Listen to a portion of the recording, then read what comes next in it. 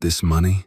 Is it really yours?" she asked, eyes pinned to his skin, as if its shade alone disqualified him from owning that many crisp $100 bills. Her voice wasn't loud, but it carried sharp, pointed, and accusatory slicing through the polite hush of the bank. Heads turned. Conversations halted. A dozen eyes now rested on the tall black man in the tailored gray suit, standing calmly at the counter with a black leather case at his feet. Marcus D. Hill held his posture with ease, though he felt the weight of those stares. Not the kind born of curiosity, but the kind that asked, silently, what someone like him was doing with that much money. As if wealth had a color. He didn't flinch. He'd faced worse. "I am Marcus Hill," he said, his tone calm but firm, "and I'm here to make a deposit to my business account." Karen Whitmore blinked. Her eyes dipped to the check on the counter. $50,000. Signed, dated, endorsed. "And what kind of business exactly?" she asked, her voice syrupy, with the aftertaste of disbelief. "Hill Foundation. We fund vocational programs, community mentorship, and small business development." Karen raised a skeptical brow. "That sounds charitable." "It is," Marcus replied. "We believe in giving people their shot." Karen's fingers hovered over her keyboard. "Well, I'll still need 2 forms of ID, and something explaining the origin of these funds." Marcus slid over his driver's license. She squinted at it, holding it longer than necessary. Her eyes darted back to the check. "This signature, it looks like mine?" Marcus offered, a small edge creeping into his voice. Karen ignored the comment. "We just have to be careful. Fraud's been rampant lately, especially, well, in certain neighborhoods." Marcus inhaled slowly. "This check wasn't written from a neighborhood. It was written from my corporate account." A few feet away, a middle-aged couple whispered, eyes still on Marcus. Across the lobby, a man in a cowboy hat frowned, arms crossed. Stella, the younger teller to the left, glanced over. She leaned closer, squinting at the check. "That's the Hill Foundation logo. We had one just like it last Thursday, remember?" Karen stiffened. "You're not on this transaction, Stella." Marcus glanced at her. "Thank you." He turned back to Karen. "I'd like to speak to the branch manager." He's busy," she snapped. Marcus arched a brow. "Then I'll wait." Karen folded her arms. "There's a process to follow, sir." "Yes," Marcus said, his voice like velvet wrapped around steel. "But it seems the process only stiffens when my skin tone enters the room." A beat of silence. Karen said nothing. Marcus looked down, gathered his documents. He reached for the black case ready to leave, ready to walk into another day of subtle battles and silent dignity. But then he stopped. Near the second counter, an elderly black woman in a faded cardigan stood with a check in hand and nervous eyes. Her voice trembled as she spoke to a different teller. "I just need a little to get my roof patched before the rain comes again. It's been dripping right above my bed." The teller shook his head. "Not with this credit score, ma'am." Marcus's fingers tightened around the handle of his case.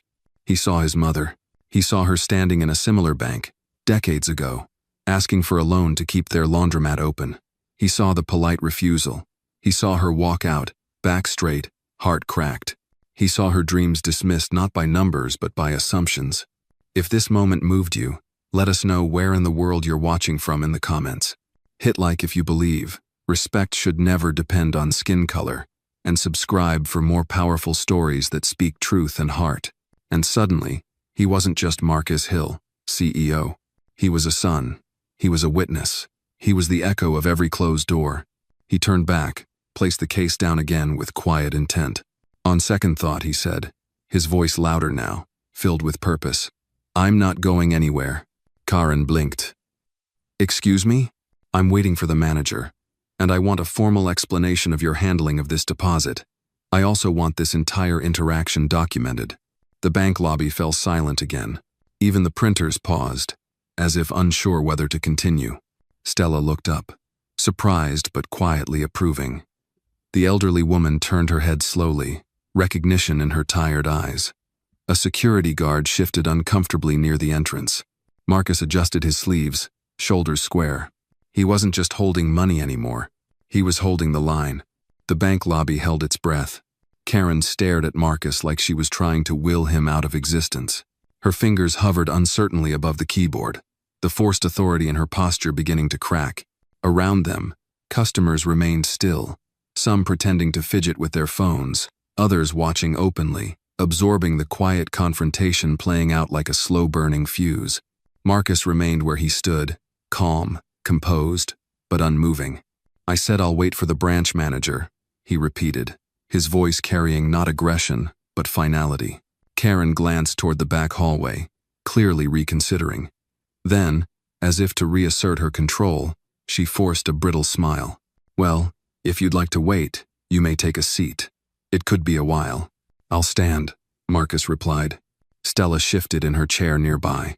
She leaned slightly toward Marcus, lowering her voice. "He should be out soon. I'll let him know you're here." He nodded, appreciating the quiet gesture. A few minutes passed, stretched thin by tension. The elderly woman Marcus had noticed earlier stepped carefully away from her teller station, shoulders hunched, clutching her checkbook and small purse. "Excuse me," she whispered as she walked past Marcus. "Thank you for saying what you said. They don't listen to folks like me. Not anymore." He met her eyes and saw her truth, not just one woman's struggle, but a lifetime of being told to wait, to shrink, to be grateful for less. "You shouldn't have to say anything just to be treated like a person," Marcus replied gently. "That should come standard." She gave a frail nod and disappeared through the glass doors. The seconds ticked on. Then, finally, the door to the back office opened, and out stepped a man in his early 50s, short, balding, tie slightly askew. Stephen Larkin, branch manager. He looked confused at first, then uneasy as his eyes caught the stillness in the room, the hushed murmurs, the unnatural posture of the space. Karen motioned him over, whispering something. He frowned, glanced at Marcus, then at the case still resting on the floor beside him. "Mr. Hill?" he asked. Marcus turned toward him. "Yes, I understand there's been a misunderstanding. Let's take this into my office." Karen started to speak, but Stephen cut her off with a slight raise of his hand. Marcus nodded once, picked up the case, and followed. The office was modest, fluorescent lights buzzing slightly overhead, a framed photo of the bank's founders on the wall. Stephen gestured toward a chair. "I want to begin by apologizing," he said, sitting across the desk. "It's clear this didn't go as smoothly as it should have." "That's an understatement," Marcus replied, voice still steady. "I walked in to make a deposit. I left with my identity questioned, my legitimacy challenged, and half the room staring like I was about to rob the place." Stephen cleared his throat. "Miss Whitmore was just following procedure." "No," Marcus interrupted, still calm but firm. "Miss Whitmore was profiling. You and I both know that what I experienced isn't about policy. It's about presumption." She looked at me and assumed something criminal was happening, not based on my behavior, but my appearance. Stephen looked down, finger steeple. Can't speak for her intentions." "Then speak for your banks," Marcus said. "Because this isn't isolated. I've seen the data. I know the rejection rates at minority-focused branches. I know which neighborhoods get special policies and which customers are marked for extra scrutiny." Stephen blinked. "You've looked into our practices?" "I fund economic outreach," Marcus said. "I track disparities. It's my business to notice when institutions build invisible walls around opportunity." Stephen exhaled. "Look, Mr. Hill, I understand your frustration. Let me personally complete your deposit today, and I'll make sure Miss Whitmore receives additional training." "No," Marcus said again. "This isn't about one person needing training. It's about your institution needing accountability." Stephen opened his mouth, then shut it again. Marcus stood slowly. "You have two choices. You can address this quietly, make it disappear, wait for the next customer to swallow their pride and walk away." He paused, then leaned slightly across the desk. "Or," he continued, "you can be part of fixing a broken system, today, publicly." Stephen hesitated. "What exactly are you suggesting?" Marcus picked up his phone. With a few swipes, he opened a screen and showed Stephen a short list of names: local journalists, civil rights advocates, council members. "I've got a press event scheduled tomorrow morning. We're launching a new initiative, equal access banking. I was going to partner with another branch, But after today, I'm thinking Norcrest should be the face of change. Stephen's eyes widened slightly. Assuming, Marcus added, you're willing to acknowledge there's something here that needs to change. The silence that followed was heavy, but not awkward. It was the kind of pause that weighed options, futures, consequences. Then Stephen nodded slowly. I'll talk to the board. Marcus gave a single nod and extended the check. Let's finish the deposit. As Stephen took the check, the buzz of the bank outside resumed, but it felt different now. Like a ripple had started, a small tremor in the foundation. And Marcus? He wasn't just here for a deposit anymore. He was investing in something deeper. Stephen Larkin personally walked Marcus out of the office, offering a tight handshake that looked more like a peace offering than an apology. The lobby had relaxed into its regular rhythm, but the energy had shifted. Karen avoided Marcus's gaze, hiding behind a monitor with newly exaggerated diligence. Stella gave Marcus a brief, almost imperceptible nod, respectful, not pitiful. Marcus left the building with the same case in hand, a little lighter now, but his shoulders held the same weight, not of cash, but of memory, of history. Outside, the sun warmed the sidewalk, but his mind wandered to a colder time. He was 12, sitting in the back of his mother's Dodge Caravan while she stood inside a credit union, dressed in her Sunday best, clutching a loan application with trembling hands. Marcus had watched her come back to the car, smile thin and hollow, pretending everything was fine. They just need more time to process it, baby, she had said, though he'd seen the flicker in her eyes, the truth. That day, she'd sold her wedding ring to patch the laundromat roof. Marcus had never forgotten. Now, as the door of Norcrest closed behind him, he wasn't just a man with means. He was a man with a memory and a mission. By the time he got to his SUV, his phone buzzed. It was Kyla Simmons, his communications director. Marcus, she said without pleasantries, I just saw the flagged report from the live security feed. You okay? They questioned the check, demanded multiple IDs, accused me of laundering money, all while staring like I didn't belong in my own country. Kyla cursed under her breath. Same old story. Yeah, Marcus said, but maybe it doesn't have to stay that way. There was silence on the other end. Then, you want to go public with it? Marcus considered it. Not the confrontation, the pattern. Kyla exhaled. Then we need more than your word. We need evidence, patterns, data, documents. I have some of it. Remember that university project we funded on redlining and banking? Ask them to prioritize the Norcrest regions. Done, she said immediately. What's the angle? Human dignity. And economic sabotage dressed as policy. Another pause. You're not going to let this go, are you? No, Marcus replied. Because they won't either. They hung up, and Marcus sat in the car for a moment longer. A group of teenagers passed by, laughing, backpacks swinging. One of them, a boy maybe 17, skin dark like Marcus's, wore a hoodie that read "Still Rising." Marcus smiled faintly. That boy would walk into a bank someday. And when he did, Marcus wanted the outcome to be different. He drove straight to the Foundation headquarters on Auburn Avenue, a building steeped in historical echoes. Dr. King had marched down this street. Marcus had made sure the glass windows of his building reflected that legacy. Inside, his assistant Rosa handed him a folder. Compiled every formal complaint we've ever received from clients about bank discrimination, she said. There's a lot more than I thought. He opened the folder. Dozens of pages.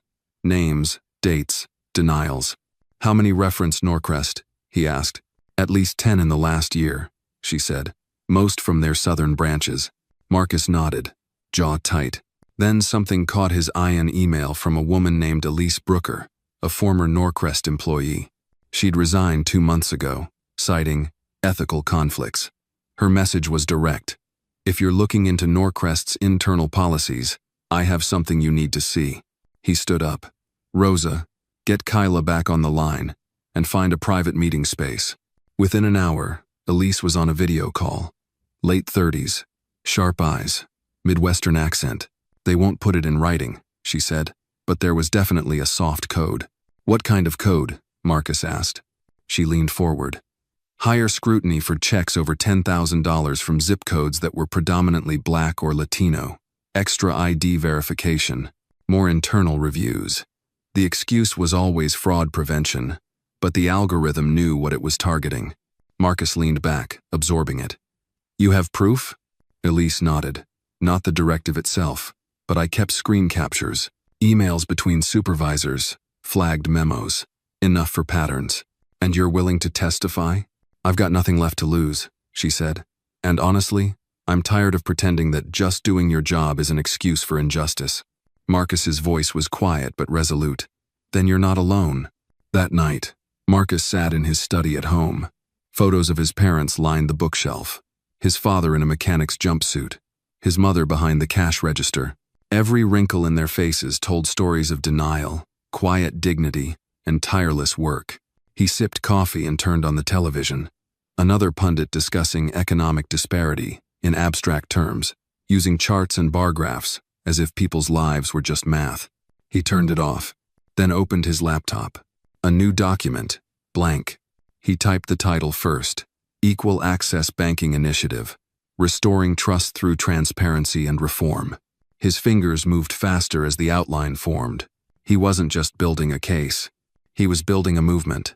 The war wasn't loud, but it had begun, and Marcus Hill was done being quiet.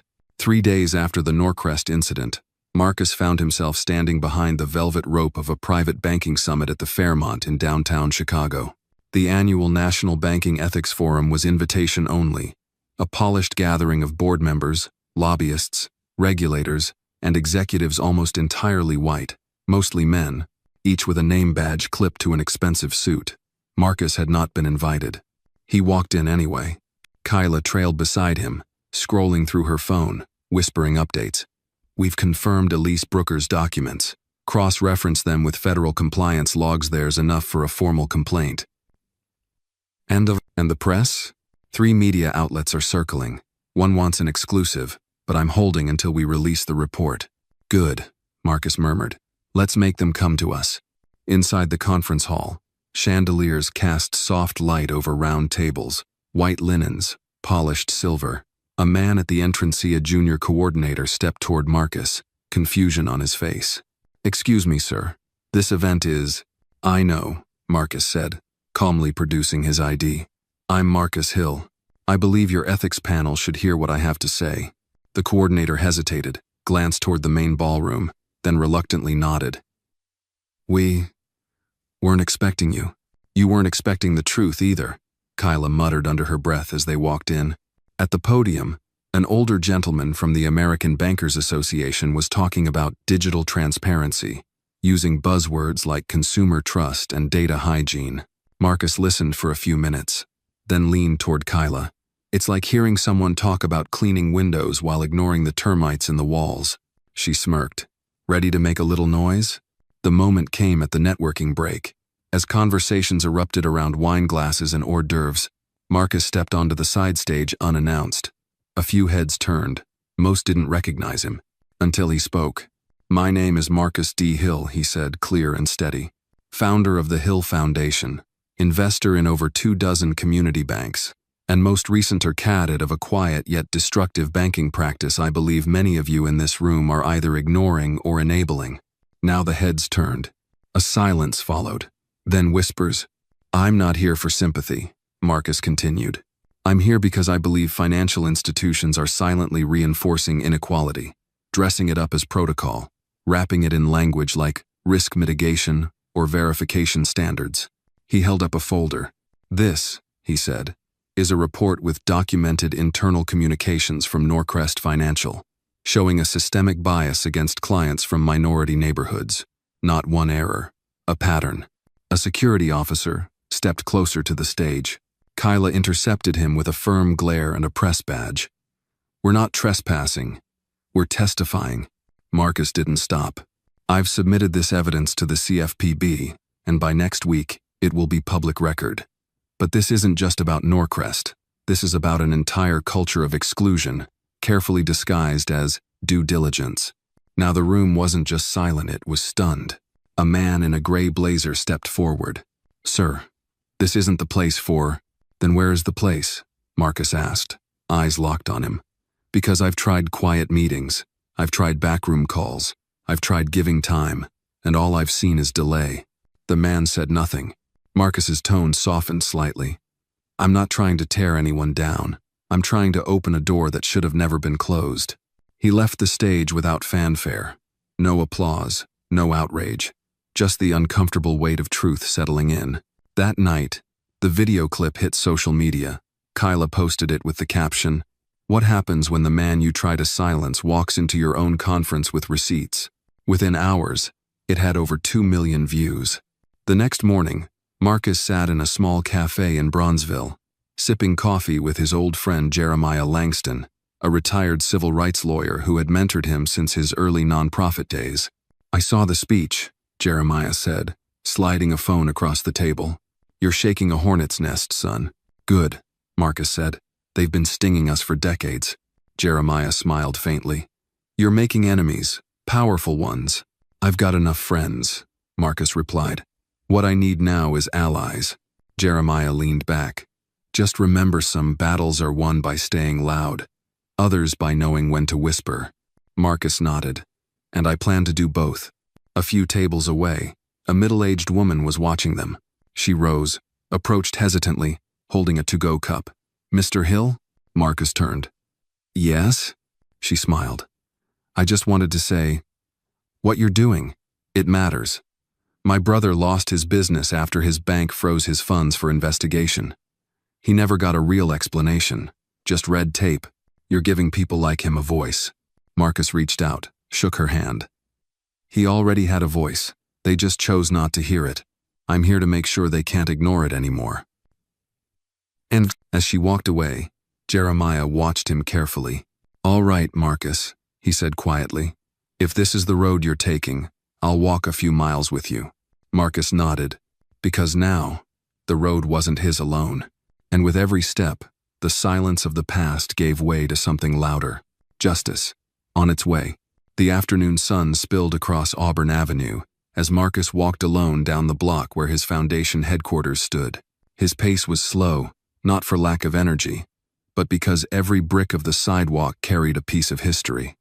This was the road his grandfather once swept before dawn, the street where his father fixed cars out of a rusted garage. The city hadn't always loved them, but they had always loved it back. Now, Marcus walked it as a man both celebrated and targeted, applauded in public, challenged in boardrooms, and whispered about in banking circles. Back inside the Hill Foundation, Rosa met him at the elevator with her usual efficiency. 2 voicemails from CNN, 3 from local stations. Senator Garza's office also called. "They're asking if you'll testify at the financial oversight hearing next month." Marcus raised a brow. "Already?" "You're gaining ground, Marcus," Rosa said. "But the ground is shifting." He nodded, stepped into his office, and shut the door. He needed a moment. The room smelled faintly of cedar and old paper. His bookshelf was lined with biographies: Du Bois, Baldwin, King, and a framed photo of his mother on opening day at her laundromat, still smiling despite the rain that soaked her dress. Her smile was always full of stubborn hope. Marcus sat at his desk, opened his laptop, and reviewed the internal data Kyla and the legal team had gathered. Hundreds of client stories, formal complaints, policy contradictions. But something was missing. He opened the folder labeled Case Files, 1980s. It was his mother's loan application, photocopied and preserved, rejected 3 times. Not for lack of income, not for lack of business plan, just missing sufficient collateral. She'd kept the letters, hand-marked with red ink. Marcus read them again now, each sentence burning brighter than the last. A soft knock on the door pulled him back. It was Stella, nervous, unsure. "I'm sorry to bother you," she said, "but I got your message. You said if I ever wanted to talk, I could come." Marcus stood, motioned for her to sit. "Of course, come in." She sat, eyes down, hands twisting in her lap. "I don't want to lose my job." "You won't. Not because of me." She nodded, took a breath. Karen. She wasn't just rude. She had a list. Marcus leaned forward. "A list?" Stella nodded again. "We were told to watch for what they called transactional red zones, mostly zip codes from black neighborhoods, some Latino. If someone from those areas brought a check over $5,000, we had to flag it." "Was that written down?" Marcus asked. "Number, but it was repeated. In meetings, whispered. Everyone knew. He leaned back, jaw tightening. And you have documentation? Stella hesitated, then pulled a flash drive from her coat pocket. I made copies of the internal emails. I didn't feel right erasing them. He took it gently. You did the right thing. I just thought you should know, she whispered. You weren't imagining it. Marcus stood, crossed to the window, looked out across the avenue. I knew it, he said quietly. But proof changes everything. That night, Marcus called a meeting with Kyla, Rosa, and Jeremiah. They gathered in the dim-lit conference room, paper cups of coffee steaming between them. Marcus placed Stella's flash drive in the center of the table. This, he said, is the keystone. Jeremiah plugged it into his laptop, brows furrowing as emails unfolded. Conversations between regional managers, memos about overdue reviews, on minority-led accounts, language like risk clusters and compliance code escalation attached to zip codes. This is gold, Kyla whispered. And poison. To them, Jeremiah nodded. Enough to bring Norcrest to its knees. Rosa added, we could file a class action, reach out to clients affected. You'd have every civil rights firm in the country behind you. Marcus stared at the screen. No, he said finally. Not yet. The room fell silent. I don't want to win a lawsuit, Marcus continued. I want to win a culture shift, a visible one. Lawsuits settle quietly. I want this shouted from rooftops. I want every young banker of color to walk into a boardroom knowing he belongs there. And I want every client to stop apologizing for asking what they've earned. Kyla leaned in.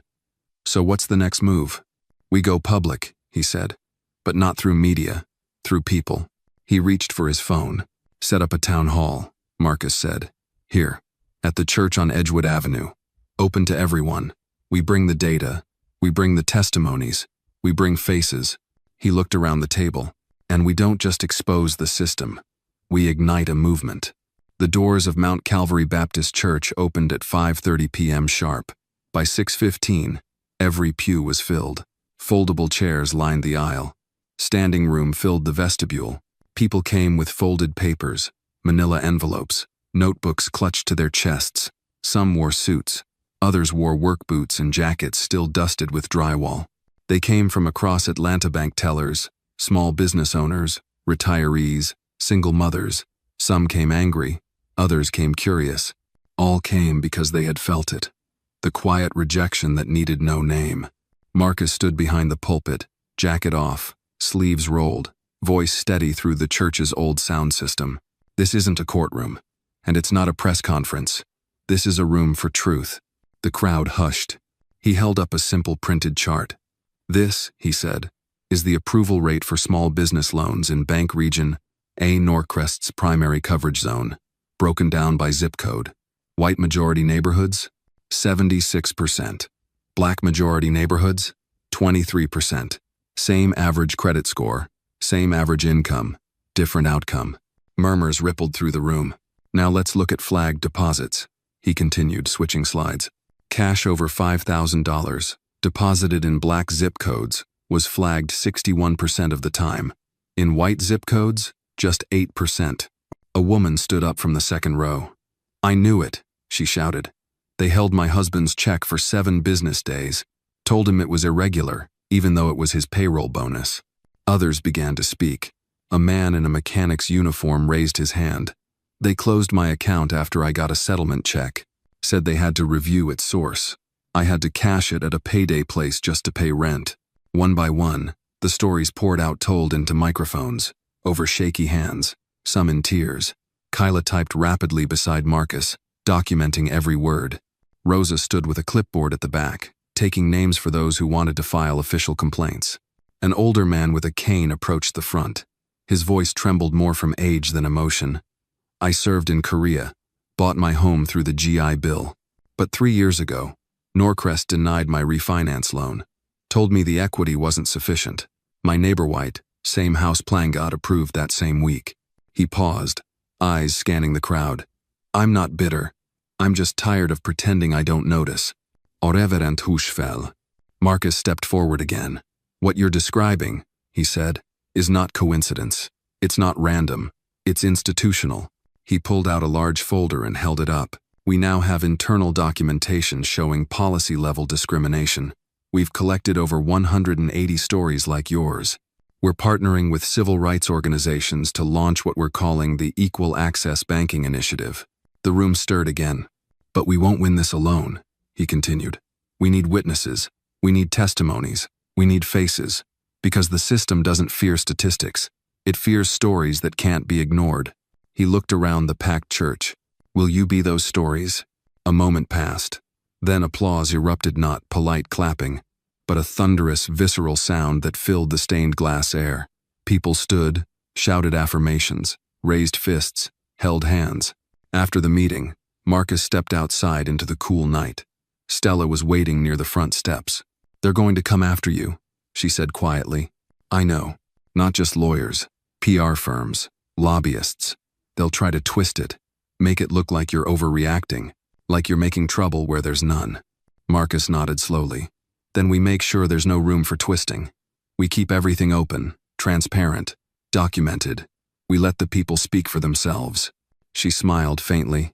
You've started something. I don't think they're ready for what's coming. Neither was he. Not entirely, but the fire was lit now. Later that night, Marcus sat at his desk, staring at a whiteboard filled with names and arrows banks, advocacy groups, media outlets, potential partners. One phrase was written in red at the top. Truth only matters when it's louder than the lies. Jeremiah called him around midnight. I saw the town hall, the old man said. You turned a community meeting into a movement.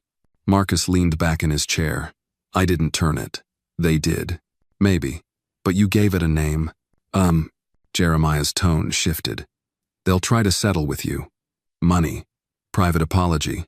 Maybe even a board seat. I don't want their seat, Marcus replied. I want the table to be bigger, and I want everyone to be invited. There was a long silence. Then Jeremiah said softly, All right, son. Now let's make sure they can't ignore your voice. Marcus looked out his window. The city lights shimmered, but in the shadows, he could still see his mother, smiling through rain, holding a denial letter and calling it a delay. Not this time. This time, the door would stay open. The air inside the federal hearing room in Washington, D.C. was cold, recycled, and heavy with expectation.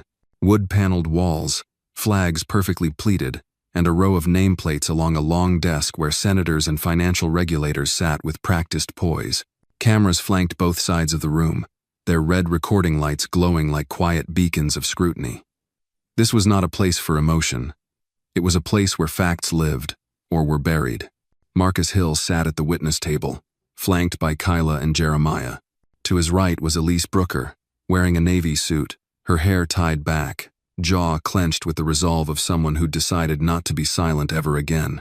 In front of Marcus was a microphone, a nameplate that simply read, Mr. Marcus D. Hill, founder, Hill Foundation, and a leather binder full of truth. The chair of the Senate Banking Oversight Committee, Senator Diane Garza of Illinois, tapped her gavel once. This hearing is called to order. Today, we hear testimony regarding alleged discriminatory practices within financial institutions, particularly Norcrest Financial, and the broader implications for community access to banking. Her tone was neutral, but her eyes were focused. Marcus adjusted the mic. Thank you, Senator.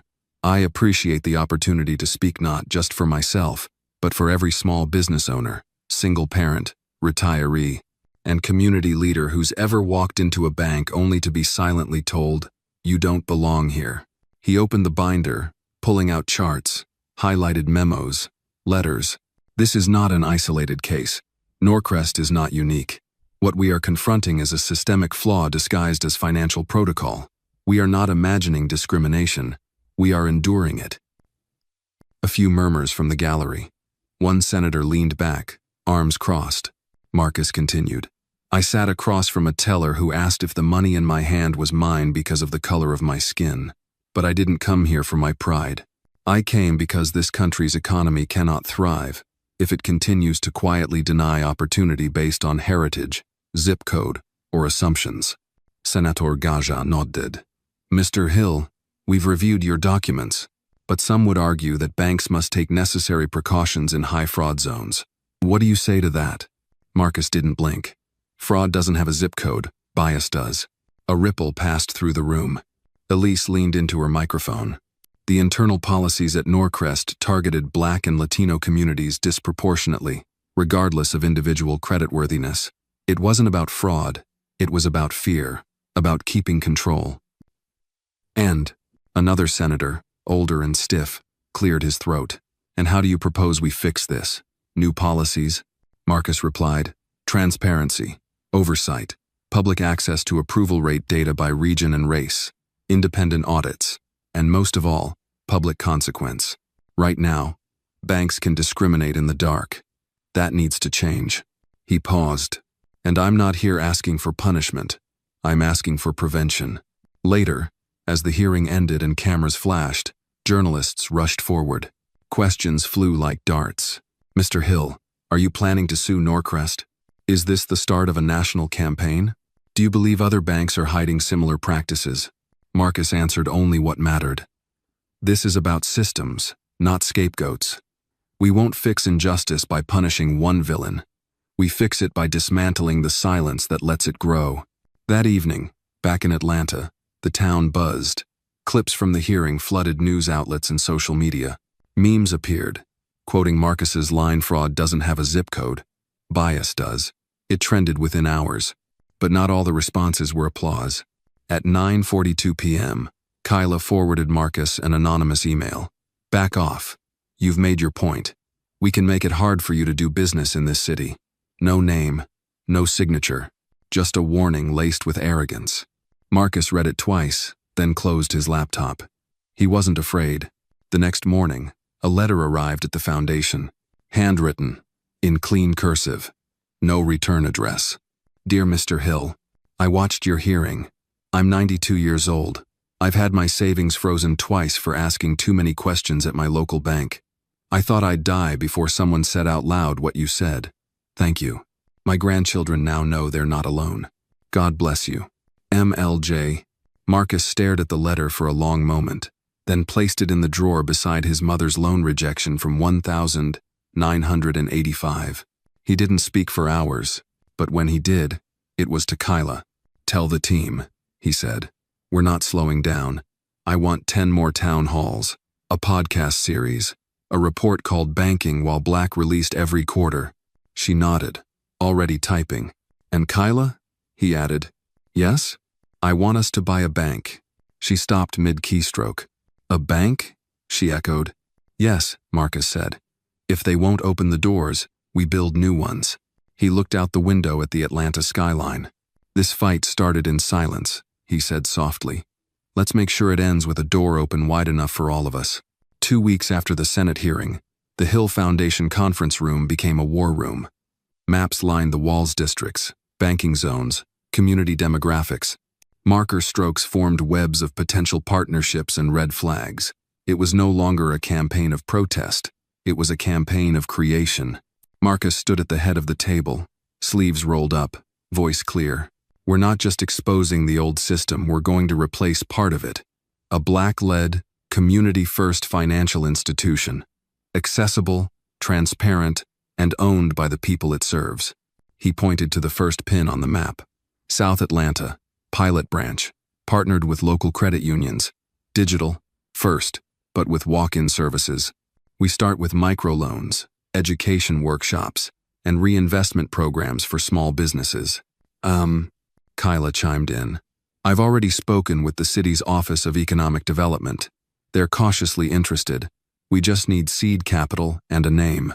Call it Liberty South, Marcus said. Simple, proud, familiar. Rosa handed him a folder.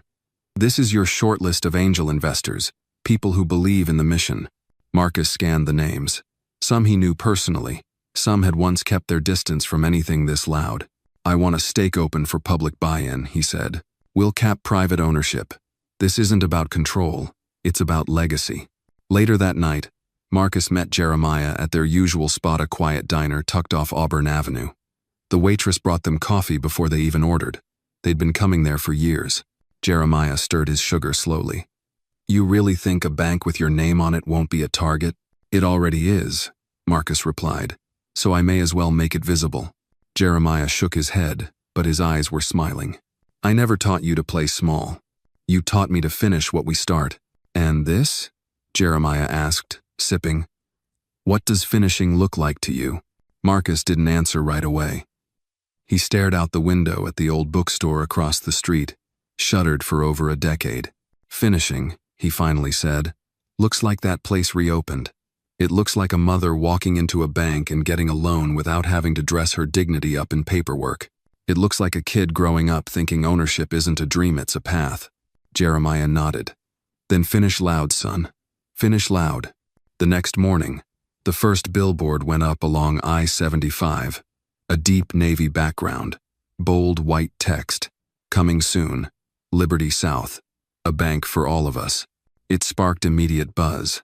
Local media picked it up within hours. Interviews, op-eds, debates.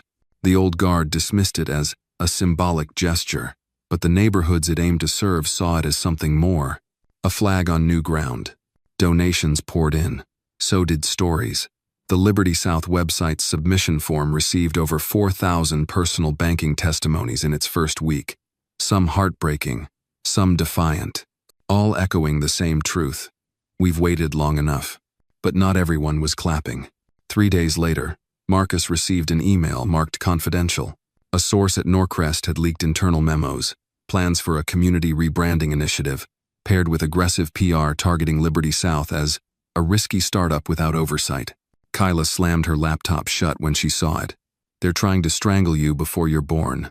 Marcus remained calm. Then we grow faster than they can spin.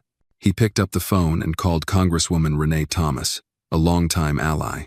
Renee, it's Marcus. We need a public show of support. She didn't hesitate. When and where? Saturday. Edgewood. We're breaking ground. That Saturday, a crowd of over 2,000 gathered in the lot where Liberty South's first branch would rise. Choirs sang. Food trucks lined the block. Elders held signs that read, "My bank, my voice." College students waved Liberty flags. Jeremiah stood beside Marcus, tears in his eyes. Marcus stepped onto the makeshift stage, microphone in hand. I was told this was impossible, he said. That banking couldn't be fair. That equity doesn't belong behind bulletproof glass. He paused, looking across the sea of faces. They were wrong. Cheers erupted. We're not building a bank, he continued. We're building trust. We're building access. And we're building a future that doesn't ask permission to exist. The crowd roared, and as shovels hit soil and cameras flashed, Marcus felt it not the satisfaction of victory, but the gravity of beginning. This wasn't a protest anymore. It was a promise, and Liberty South was just the first brick. The following Monday, while Liberty South's groundbreaking was still trending online, Marcus walked into the Hill Foundation to find Rosa already waiting by his office door, face tight. We have a problem, she said simply. He followed her inside. Kyla was there too, standing by the projection screen. They dropped it last night, Kyla said, clicking her remote. On the wall appeared a slick commercial, warm piano music, smiling diverse families, bank tellers shaking hands across marble counters. The screen faded into the Norcrest logo, followed by a slogan in bright blue, "Rebuilding trust, reimagining community." Marcus leaned back, arms crossed. Rebranding. They bought airtime in 5 major cities, Kyla added. And they've launched a grant program, $1 million in equity opportunity funds for underserved neighborhoods. Guess what zip codes they're targeting first? Marcus already knew. Ours. It's camouflage, Rosa said. They're trying to outgive us, outshine us, pretend they're changing without changing. It's distraction, Marcus replied. They're giving just enough to slow the anger without fixing the rot. Kyla nodded. Problem is, it's working. Their stock just bumped 2.3%. Analysts are calling the move a bold pivot toward progress. Marcus stood silent, eyes scanning the screen. Then it's time we stop playing defense. He picked up his phone and called Elise Brooker. Elise, he said, how fast can we get your full testimony recorded and published? Give me 2 days, she said. I'll come into the studio myself. Marcus turned back to Kyla. Cut a documentary piece. Start it with Elise's story. Then weave in the town hall footage, the Senate hearing, the data. No actors, no music, just raw facts, real voices. "We're going all in?" Kyla asked. Marcus's voice was steady. No more quiet truths. 2 days later, the documentary aired online under the title, The Invisible Ledger. Within 24 hours, it surpassed 1 million views.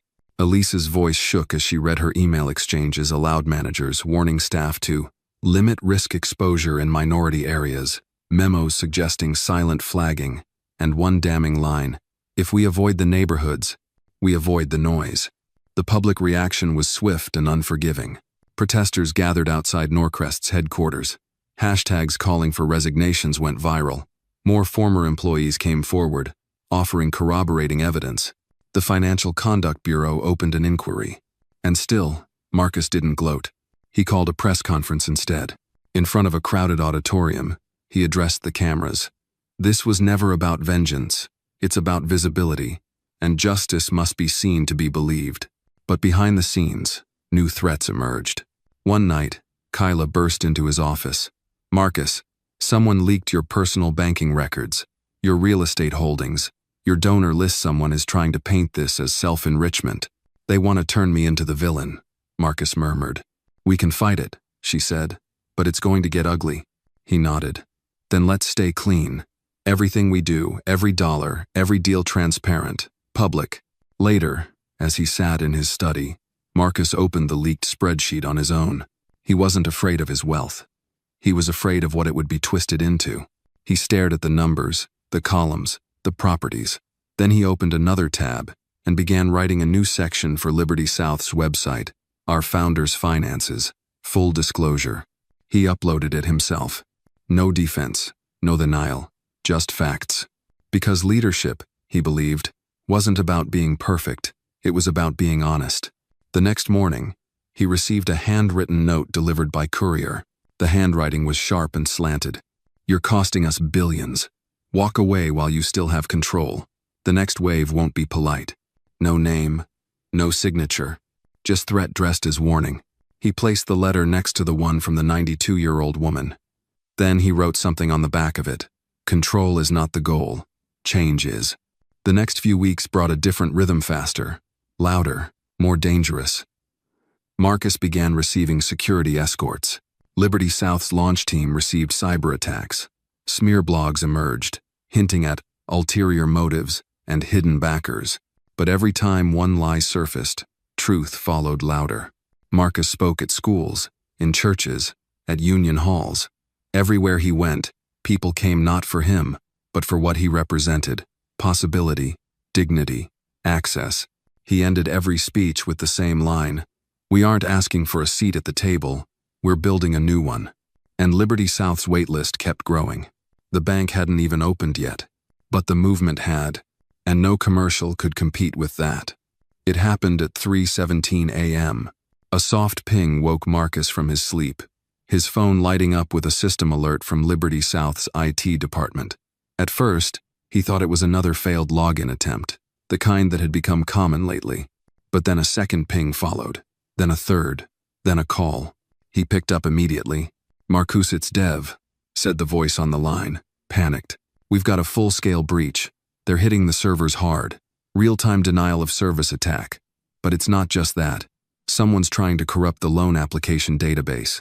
Marcus swung out of bed, barefoot on the cold hardwood floor. "How much damage?" "We caught it early, but they're good. It's surgical. They were inside before the firewall even flagged them." Marcus was already halfway into a hoodie. "Shut down the servers. Switch to offline backup protocol. And alert Kyla." We did," Dev replied. "And there's something else. They cloned the public-facing site. A mirror domain is spreading false information. They're posting that Liberty South is a scam." Marcus froze. He opened his browser, typed in what should have been their homepage. A fake replica appeared, same colors, same logo. But the message was different. "Warning. Liberty South under federal investigation for fraud. Protect your funds. Report suspicious activity now." A red banner flashed across the top. It looked legitimate. "To legitimate." By sunrise, the fake site had been shared 40,000 times. News anchors speculated on its validity. Commentators on social media split into sides. Marcus and his team scrambled to post clarifications, release statements, and report the mirror site for takedown. It was a coordinated attack fast, strategic, professional. "This isn't some angry blogger," Kyla said at the emergency staff meeting that morning. "This is funded sabotage." Jeremiah arrived not long after, eyes stormy. "They want fear," he said. "That's always been the weapon. Make people afraid to trust, afraid to hope." Marcus stood at the head of the table. "Then we answer fear with facts." He turned to Rosa. "Pull every application, audit each one, release anonymized statistics showing approval rates, diversity of applicants, and total funds moved." Then to Kyla. "We go live, tonight. No scripts, just me and the truth." By 8 p.m., a live stream appeared on every Liberty South channel. Marcus sat at a plain wooden desk. No filters, no edits. "This morning, someone tried to tell you Liberty South is a lie," he began.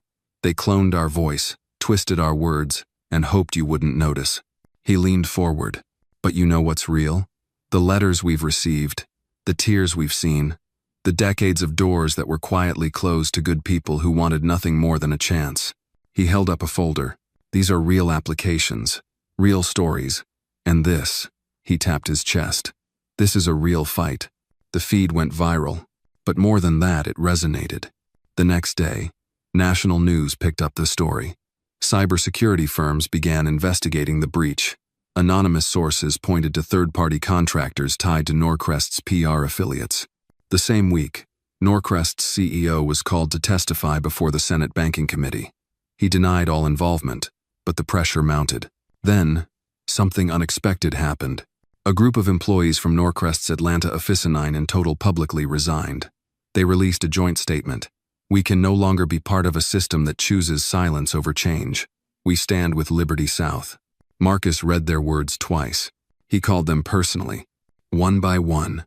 "Thank you," he said each time, "not just for leaving but for standing." Their departure sparked more.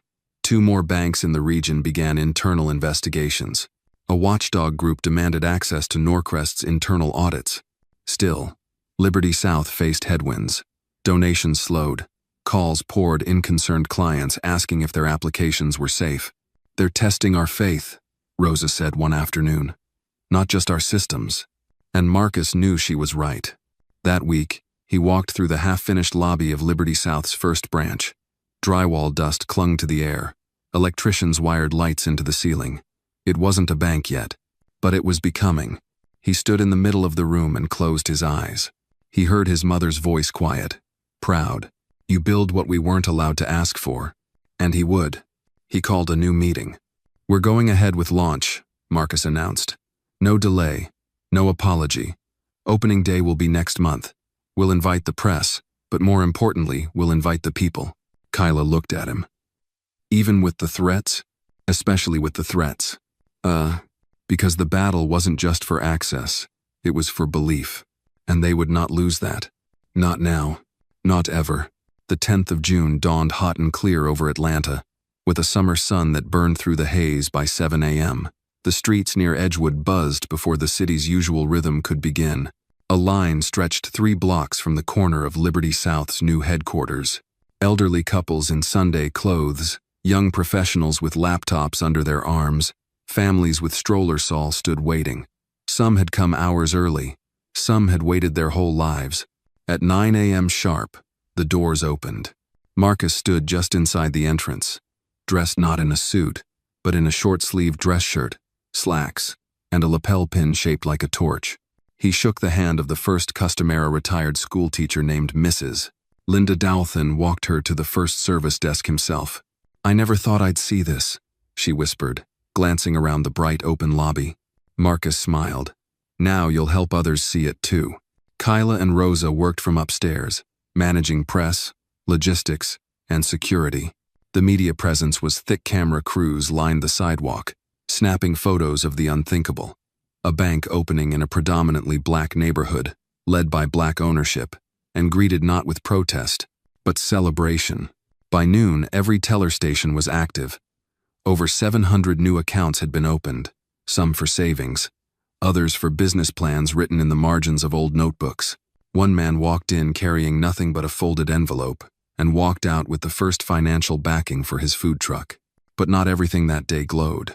At 1:17 p.m., a small group of protesters appeared across the street. 5 men in tailored suits held signs that read, "Liberty South equals woke scam," and "Keep banking professional." They shouted into bullhorns, accusing Marcus of stirring division, of politicizing finance, of creating a segregated system.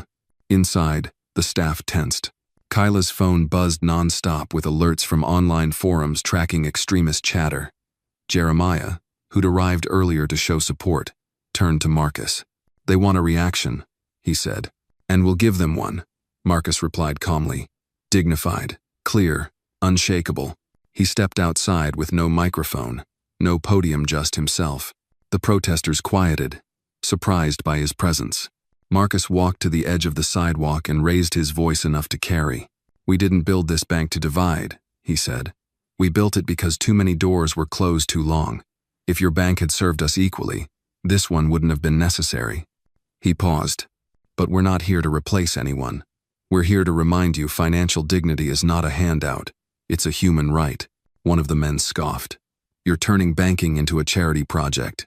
"No," Marcus said, stepping closer. "We're turning it into what it should have been all along, fair." He turned and walked back inside. The protesters eventually dispersed, drowned out by the ongoing wave of customers. That evening, as the last account was logged and the doors finally closed, the staff gathered in the conference room. They were exhausted, elated, quietly stunned. Marcus stood at the front. "Today was about more than numbers," he said. "We showed a generation of children that wealth doesn't have to be inherited to be built. That trust can start at our doorstep." He paused, his voice catching slightly. "I don't know what tomorrow holds. I don't know what fight will come next. But today we opened a bank, and nobody can take that from us." Jeremiah clapped first. Then the room erupted in cheers. Later, long after the staff had left and the streets outside had gone quiet, Marcus walked the halls of Liberty South alone. He touched the counter where the first deposit had been made, looked through the glass at the city his mother once believed had no room for her dreams. He stepped into his office, turned on the desk lamp, and opened a notebook. On the first page he wrote, "We didn't knock to be let in. We built the door, we built the key, and we opened it wide." As he closed the notebook, his phone buzzed once more. A new message from Rosa. Subject line, "FBI contact." Marcus opened it, eyes narrowing as he read the brief message. "Agents from the Bureau want to speak about Norcrest's internal leaks. The investigation may go federal." He leaned back, breath slow. The war wasn't over, but today had been a victory. And tomorrow, the truth would march forward once more. The hearing room was quieter this time. No flashbulbs, no grand introductions. Just the low hum of ceiling lights and the scratch of pens over notepads. Federal agents lined one wall, hands clasped. Norcrest's former CEO sat at the table, his jaw clenched, a lawyer murmuring beside him. Across from him, Marcus sat again, same calm eyes, same composed breath. But this time, he wasn't alone. Behind him sat a row of former employees. Stella, Elise, and the 9 who had resigned in protest. They weren't here to accuse, they were here to witness, to confirm that the rot hadn't been imagined. It had been embedded. An agent from the Department of Justice clicked a remote. Screens lit up with timelines, email threads, and internal memosome dating back 15 years. Words that had once been whispered behind closed doors were now visible in full fluorescent light. Avoid high-risk zones unless media optics require presence. Pre-flag applicants from ZIPs with 70% minority populations. Client optics, diversity in ad campaigns, 2R actual branch staffing. One of the agents looked to Marcus. "Mr. Hill, do you believe this policy was intentional discrimination or unconscious bias?" Marcus didn't hesitate. "Intentional. It takes coordination to be this consistent." The former CEO finally spoke. "These practices were never approved at the executive level. Any irregularities must have been the result of rogue middle management." Marcus looked at him directly. "So many middle managers went rogue, they all followed the same pattern, number. That's not rogue. That's routine." Silence followed. By week's end, the investigation was escalated. Norcrest's board of directors issued an apology generic, unconvincing. Shareholder lawsuits began. The bank's market value dropped by 18% in 1 week. But Marcus didn't celebrate. He went home, changed into jeans and a faded Tuskegee University hoodie, and walked through the Grove Park neighborhood. A little boy ran past him holding a flyer for Liberty South's youth finance class. His father waved from a stoop. "You, Marcus?" he asked. "I am." The man stood, walked over, and extended a hand. "My boy's got a savings account now, with his name on it. He checks it every morning. Thinks he's a millionaire." Marcus chuckled. "One day, he might be." "Nah," the man said. "Not might. Will. Because now, he believes it's possible." Later that night, Marcus sat on the floor of his study, a box of old letters beside him. One in particular caught his eye, his mother's final letter before she passed. He unfolded it carefully. "Baby, I always hoped you'd be the kind of man who didn't just fix things for himself, but for others too. It's the work that outlives us. Make it count." He read the line 3 times, then stood up. The next morning, Liberty South announced its second branch, this time in Birmingham, then a third in Raleigh. Each new location opened with a community event, free workshops, and one rule above all: the doors stay open, no matter the storm. Marcus gave fewer interviews now. He turned down a book deal, declined a TED Talk. Instead, he taught 1 night a week at his old high school finance 101. No cameras, no applause. Just a chalkboard, a group of wide-eyed kids, and a man who understood that real change didn't come from speeches. It came from presence. One evening, as class let out, a girl with a green spiral notebook approached him. "Mr. Hill," she said, "my grandma told me about you. She said you made the bank stop lying." He smiled. "I just helped people see what was already true." She looked up. "I'm going to open a bank one day too." He knelt to her height. "Then make sure you remember who it's for." That night, Marcus returned home, turned off his phone, and sat outside on the porch. The sky above Atlanta was clear, stars blinking above the city that had once shut its doors to his mother. He held a glass of iced tea, listened to the faint sound of traffic in the distance, and let himself feel it, not victory, not pride, just peace, and the quiet promise that no door, once opened, would ever be closed again.